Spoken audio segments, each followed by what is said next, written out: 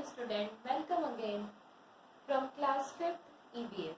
Okay, today we start our new chapter, that is chapter number 3. Let's be clean and healthy. Okay, in this chapter we are considering following topics: keep our surround clean and healthy, type of diseases, common human diseases, how to stay healthy. Okay, that means in this chapter we are discussing about cleanness and why cleanness is important for us. If our surroundings are not clean, that means we are suffer from some diseases. Okay, if we want to healthy, so we want to clean our surround. Okay, मतलब हम इस chapter में पढ़ेंगे कि हमें हमारे आसपास का एटमॉस्फेयर क्लीन रखना क्यों जरूरी है. जब एटमॉस्फेयर क्लीन रहेगा तो हम कैसे रहेंगे, हेल्दी रहेंगे. तो इसके अंदर हम कुछ टॉपिक्स के बारे में डिस्कस करने वाले हैं. कीप अवर सराउंड क्लीन, मतलब हमें हमारे आसपास के वातावरण को कैसा रखना चाहिए, क्लीन रखना चाहिए. फिर अगर क्लीन नहीं होगा तो उसकी वजह से मैंने आप लोगों को बताया, due to that because of different type of diseases. Okay, so next topic, type of diseases. फिर then common human diseases, हम human diseases की बात करेंगे and how to stay healthy. Sorry, हम healthy कैसे रह सकते हैं. So let's start our chapter number 3. Let's be clean and healthy. Okay. Living in the clean and disease-free surround is the key of maintenance healthy body. Explore to population and hygiene condition can land us into trouble and host of diseases. Okay, living in the clean and disease-free surround मतलब जब हम स्वच्छ और disease-free surround में रहते हैं तो हमारी बॉडी कैसी रहती है, ऑलवेज हेल्दी रहती है. Explore to pollution and unhygienic condition can land us trouble. अगर हम बहुत ज़्यादा पॉल्यूशन में या अनहाइजीनिक कंडीशन में रहेंगे तो ऐसे समय में हमें बहुत सारी बीमारियां हो सकती हैं. So now we are discussing keep our surrounding clean. That means how we clean our surrounds. We must follow some step, some changes in our lifestyle to maintain clean, green, diseases free environment. Okay, हम कुछ steps को follow कर सकते हैं हमारे आसपास के atmosphere को क्लीन रखने के लिए और डिसीज फ्री रखने के लिए. Never litter, do not throw garbage around, always use the dustbin, make it habit not to throw any waste material anywhere, be it your school, your home or on the road, park, etc. Okay, that means हमको कचरा कभी भी इधर उधर नहीं फेंकना चाहिए. हमारे आसपास हमको कभी भी कचरा नहीं फेंकना चाहिए. ओके, लिटर का मतलब भी क्या होता है, कचरा ही होता है, गार्बेज ही होता है. ऑलवेज यूज द डस्टबिन, हमको हमेशा क्या यूज करना चाहिए, डस्टबिन यूज करना चाहिए. Make it habit not to throw any waste material anywhere, मतलब हमको हमारे वेस्ट को इधर उधर फेंकना नहीं चाहिए. बी इट योर स्कूल, या आप स्कूल में हो, आप घर पे हो, आप रोड पे हो, आप पार्क में हो, आप कहीं भी जगह पे हो, पर बस इतना ध्यान रखें कि आप वेस्ट को इधर उधर फेंके ना. reuse and recycle. Okay, reuse and recycle, make an effort to reuse stuff as much as possible. ठीक है, हम हमारे वेस्ट मटेरियल को रीयूज कर सकते हैं और रिसाइकिल कर सकते हैं. इस तरीके से हमारा एटमॉस्फेयर क्लीन रहेगा और ज़्यादा गार्बेज इकट्ठा नहीं होगा. कैसे कर सकते हैं आप रीयूज और रिसाइकिल? रीयूज, जैसे आप लोग अगर किसी प्लास्टिक बैग के अंदर कुछ सामान मार्केट से लाते हैं तो आप उस प्लास्टिक बैग को डबल से यूज कर सकते हैं, राइट. रिसाइकिल, दैट मीन्स कोई प्लास्टिक का सामान है, आप उस प्लास्टिक के सामान को मेल्ट करके और फिर से कोई डिफरेंट शेप में बना सकते हैं, ये होता है recycle. Then reduce, use only what is needed, do not waste any type of resources. Okay, reduce का मतलब होता है कम करना. तो हम क्या करेंगे कि जितने ही मटेरियल को यूज़ करेंगे जितने की हमें ज़रूरत है, उसके अलावा हम उसको वेस्ट नहीं करेंगे। अगर हम मार्केट जाते हैं और हम कुछ परचेस करके लाते हैं, अगर उसके अंदर हमको ज़्यादा अमाउंट ज़्यादा पॉलीथीन्स की नीड नहीं है तो हम ज़्यादा पॉलीथीन्स यूज़ नहीं करेंगे। वैसे आप लोग सब जानते हैं कि पॉलीथीन जो है वो रिस्ट्रिक्टेड है, बैन है, पॉलीथीन को यूज़ करना अलाउड नहीं है। Differentiate the garbage. Use green dustbin for biodegradable garbage, blue dustbin for non-biodegradable garbage. Okay, हम हमारे वेस्ट को हमें 2 पार्ट में डिवाइड करना है। एक है biodegradable, another one is non biodegradable. Green dustbin में हम बायोडिग्रेडेबल वेस्ट डालते हैं, सी दिस वन, ओके, जिसको हम इजीली डिकम्पोज कर सकते हैं। और ब्लू डस्टबिन के अंदर हम नॉन बायोडिग्रेडेबल वेस्ट कर सकते हैं, डालते हैं, जिनको हम फिर से रीयूज या रिसाइकिल नहीं कर सकते हैं। ओके, दैट मीन्स जिसको डीजनरेट करना इजी नहीं है। Okay, now turn the page. Use public transport. Use public transport, that means insist of using cars or bike. Use public transport every time you have a travel. Okay, आप public transport का ज़्यादा से ज़्यादा use करें। अगर हर व्यक्ति car और bikes का यूज़ करेगा तो उसके नंबर्स बढ़ेंगे, उससे भी पॉल्यूशन बढ़ता है। Say no to polythene bags. Okay, bid goodbye to plastic bag. Use jute bag, cloth or paper bag. Encourage people in your family to use eco-friendly bag instead of plastic one. Okay, मतलब आपको polythenes के लिए क्या करना है, no करना है। आप किसी भी शॉप पे कुछ लेने जाते हैं तो आप पॉलीथीन्स का यूज ना करें, उनके प्लेस पे आप जूट बैग का, कॉटन बैग का, पेपर बैग का यूज कर सकते हैं, क्योंकि ये क्या होते हैं, इको फ्रेंडली बैग होते हैं जो हमारे एटमॉस्फेयर को, एनवायरनमेंट को, सराउंड को पॉल्यूट नहीं करते हैं। Reduce the use of electric appliances. हमको इलेक्ट्रिक अप्लायंसेस का भी रिड्यूस करना चाहिए, मतलब हमको उसको भी कम यूज करना चाहिए, क्योंकि इनसे निकलने वाली बहुत सारी जो लाइट्स हैं वो भी क्या करती हैं, हमारे एटमॉस्फेयर को खराब करती हैं। स्टॉप यूजिंग पेपर प्लास्टिक और प्लास्टिक कटलरीज। ओके, मतलब हमको पेपर प्लास्टिक और प्लास्टिक कटलरीज का यूज भी कम करना चाहिए। Choose reusable over disposals. Insist of buying water bottle. Take your own water bottle along with you go out. Market में की बॉटल खरीदने की जगह हम जो बिस्लेरीज और इनकी बॉटल खरीदते हैं उनकी जगह हमको क्या करना चाहिए, अपनी वाटर बॉटल को कैरी करना चाहिए, जिसके कारण ज़्यादा अमाउंट में प्लास्टिक बॉटल्स का यूज ना हो। Push to do. Here, many steps have been suggested to keep our surround clean. Suggest some more measures which, according to you, effort are applicable to keep surround clean. Okay? आप भी अपनी तरफ से आपको कुछ लगता है इनके अलावा जिससे हम हमारे सराउंड को क्लीन कर सकते हैं, तो आप उनके बारे में भी हमसे डिस्कस कर सकते हैं। टाइप ऑफ डिसीजेस, अब हम पढ़ेंगे डिसीजेस के बारे में। Okay, diseases is condition which result due to disorder of function in the organism. This disease or illness can be classified into 2 categories, communicable disease and non-communicable disease. Disease क्या होती है, एक ऐसी कंडीशन होती है जब हमारी बॉडी जो होते हैं वो कैसी करती है, प्रॉपर फंक्शन नहीं करती है, नॉर्मल फंक्शन नहीं करती है। इसके बेसिस पे डिसीज को 2 कैटेगरी में कैटेगराइज कर रखा है, communicable disease and non communicable disease. Communicable disease.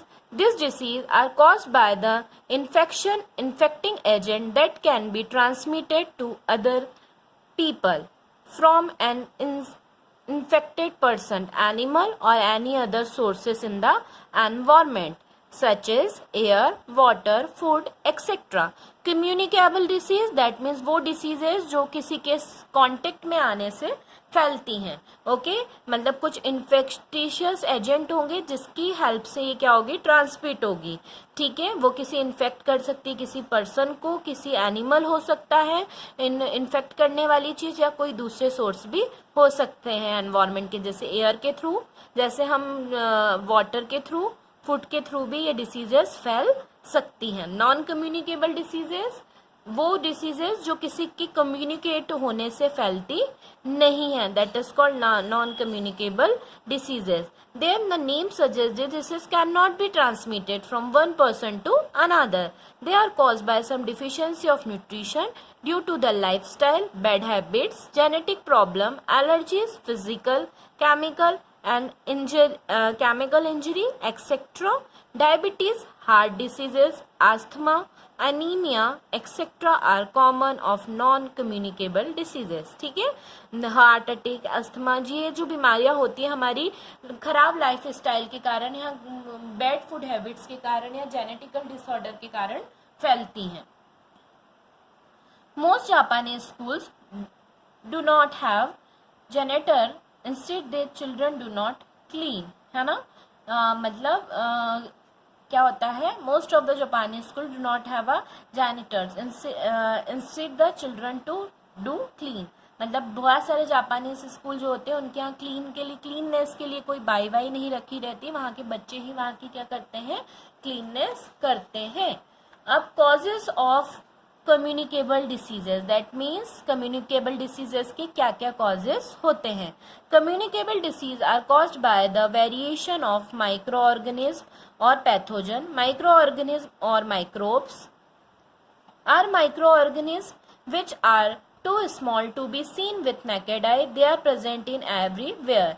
They are the pathogen responsible for many infectious diseases, and they are of 4 type: bacteria, virus, protozoa and fungi.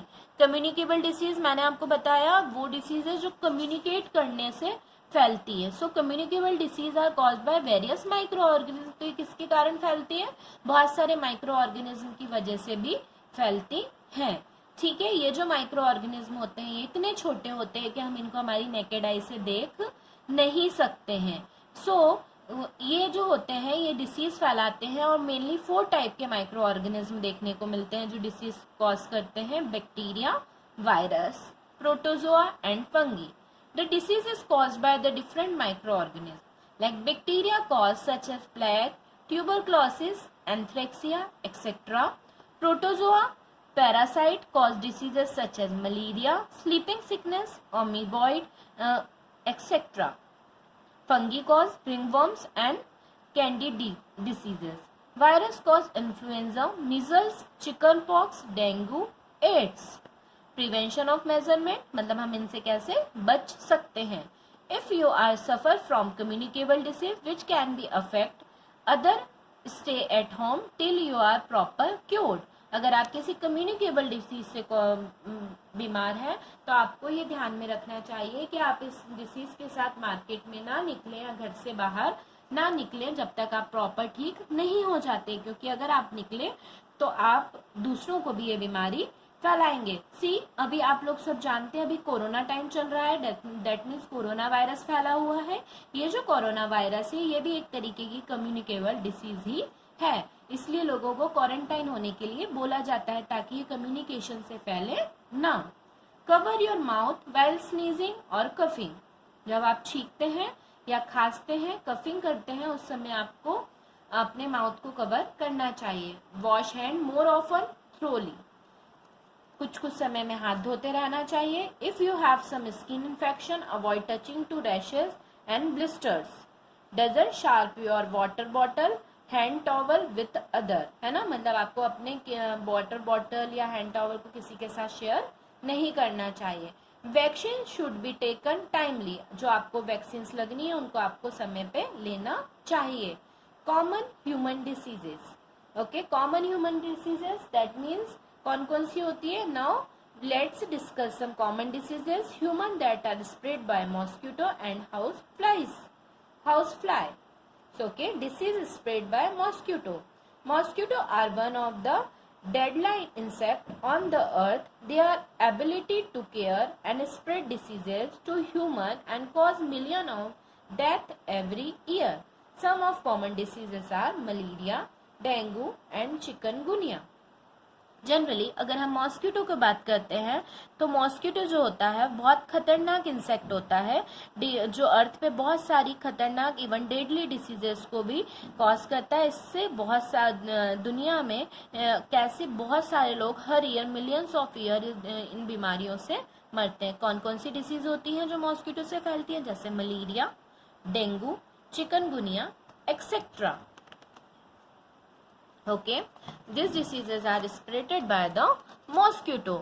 Malaria, if we talk about malaria, that means malaria,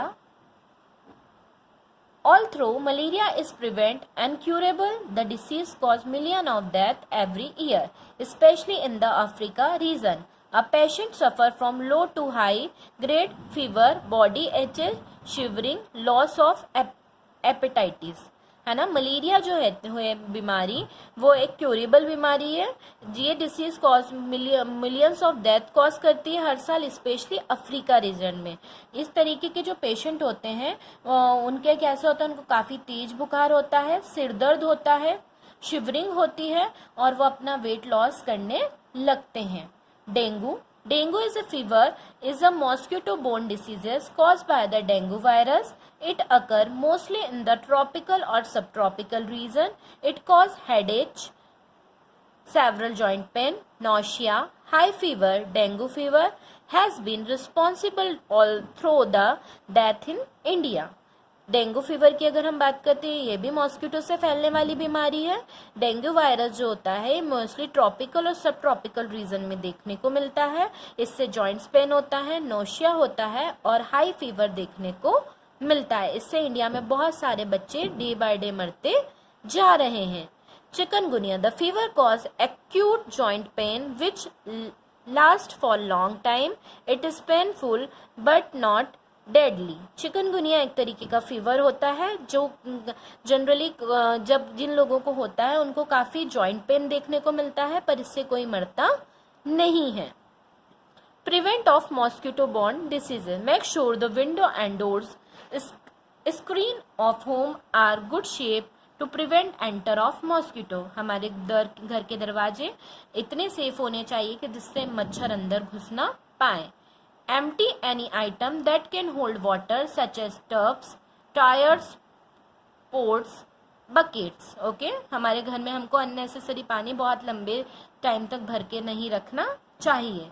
Clean rain water accumulated on the rooftop. अगर हमारी छत के ऊपर बारिश का पानी रुकता है तो हमको उसे सही टाइम पे निकाल देना चाहिए कि उससे पे मलेरिया के मॉस्किटो या दूसरी बीमारी के मॉस्किटो ग्रो करें, उससे पहले हमको उनको रिमूव आउट कर देना चाहिए।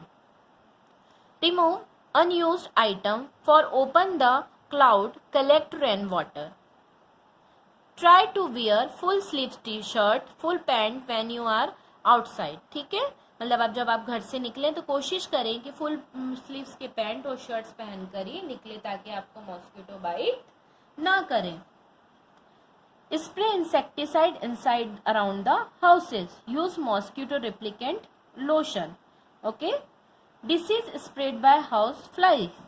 House fly is the insect with 6 legs, 2 wings, large compound eye. They live in the dense area and breed in the feces and garbage. Housefly क्या होते हैं? 6 पैरों वाले इंसेक्ट होते हैं जिनके 2 पंख होते हैं, इनकी बड़ी बड़ी लार्ज कंपाउंड आईज होती हैं। और ये कैसे होते हैं? जनरली कहाँ पर रहते हैं? फीसिस के ऊपर या गार्बेज के ऊपर रहते हैं या उनसे अपना खाना कलेक्ट करते हैं। House fly carry a lot of diseases, estimate of 100 different kind. They site are filth feces, garbage, waste and they pick up the bacteria, helminths, protozoa infection. They carry pathogen when they land on the food. Contaminated food through physical contact. Here some diseases transmitted by the house fly. ठीक है। House fly जो होते हैं वो बहुत different kind के, 100 of different kind के देखने को मिलते हैं, जो गार्बेज, फीसीज, फिल्ड्स, इन सब जगहों पे देखने को मिलते हैं। ये वहाँ से डिफरेंट टाइप ऑफ बैक्टीरिया और प्रोटोजोन्स को अपने साथ कैरी करते हैं और हमारे वाटर, फूड, इन सबको कंटामिनेटेड करके हमारी हेल्थ को इल इफेक्ट पहुँचाते हैं। ठीक है। कौन कौन सी डिसीज होती हैं जो हमको जनरली हाउस फ्लाई से देखने को मिलती है? Amoebic dysentery, a parasite infect the intestine, result in the diarrhoea, vomiting and the stomach aches. ये जो बीमारी होती है इसमें व्यक्ति के जो होता है वो उसको डायरिया होने लगता है, वॉमिटिंग होने लगती है और पेट में काफ़ी तेज एचेस मतलब क्राइम्स जो होते हैं, दैट मीन्स कि मरोड़ टाइप उठने लगती है। Cholera, it is caused by the bacteria carried by houseflies. Symptoms are vomiting, diarrhea and cramps in the legs. Cholera जो होती है ये भी बैक्टीरिया से होने वाली हाउस फ्लाइज के थ्रू फैलने वाली डिसीज है। इस बीमारी की क्या सिम्टम्स होते हैं? वॉमिटिंग होती है, डायरिया और पैरों में बहुत तीखा तीखा सा क्रैम्प्स जो होते हैं वो देखने को मिलते हैं। हाउ टू स्टे हेल्दी, हम कैसे इन सब चीज़ों से ईजिली बच सकते हैं? Prevention is always better than cure. By making some effective step we can maintain good health and keep our away from the diseases. Prevention is always better than cure, that means हमको पहले ही prevent होना, किसी बीमारी में पड़ने से पहले ही हमको क्या हो जाना चाहिए? प्रिवेंशन रखना चाहिए ताकि हमको उसका इलाज करके अपने आप को तकलीफ ना देना पड़े। तो उसके लिए हम किस तरीके से रख सकते हैं? Bath every day and keep your hair clean, हमको डेली नहाना चाहिए, आपको अपने हेयर्स को डेली क्लीन करना चाहिए। Keep your nail trimmed, dirt can hide under the nail and carry germs, आपको हमेशा अपने नाखूनों को काटते रहना चाहिए क्योंकि नाखूनों के बीच में बहुत सारा गंद भर जाता है जो बीमारियों को कॉज करता है। Maintain a good dental hygiene, brush your teeth twice day properly, आपको अच्छी हेल्थ के लिए करने के लिए आपको अपने टीथ को हमेशा वॉश करते रहना चाहिए। आपको अपने टीथ को दिन में 2 बार प्रॉपर तरीके से वॉश करना चाहिए।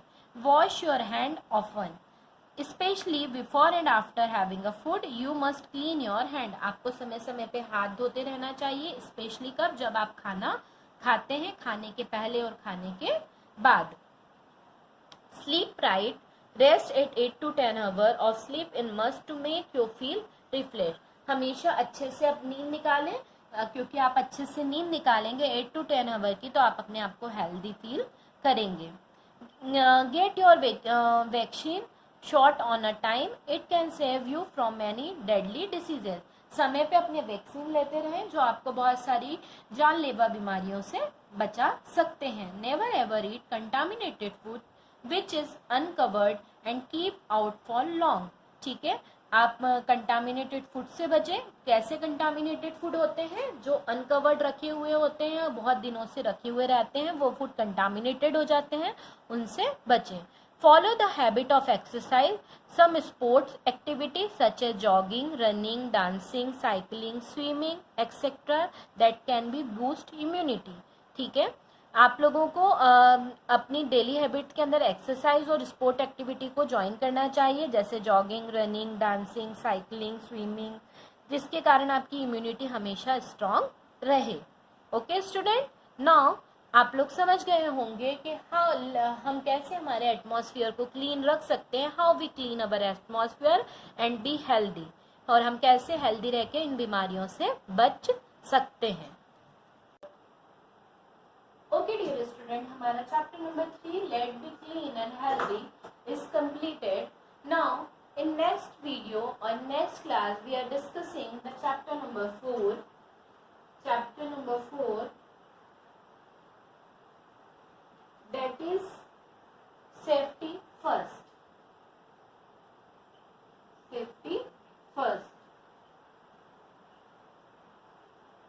ओके। तो हम नेक्स्ट क्लास में कौन सा चैप्टर डिस्कस करने वाले हैं? Chapter number 4 that is safety first. Okay student, till then have a nice day, take care. और मैं आपको बहुत जल्दी इन 3, 4, 2 एंड 3rd चैप्टर के क्वेश्चन आंसर और बुक वर्क प्रोवाइड करा दूंगी. So write down that book work and question answer in your clear copy. Okay student, bye, have a nice day.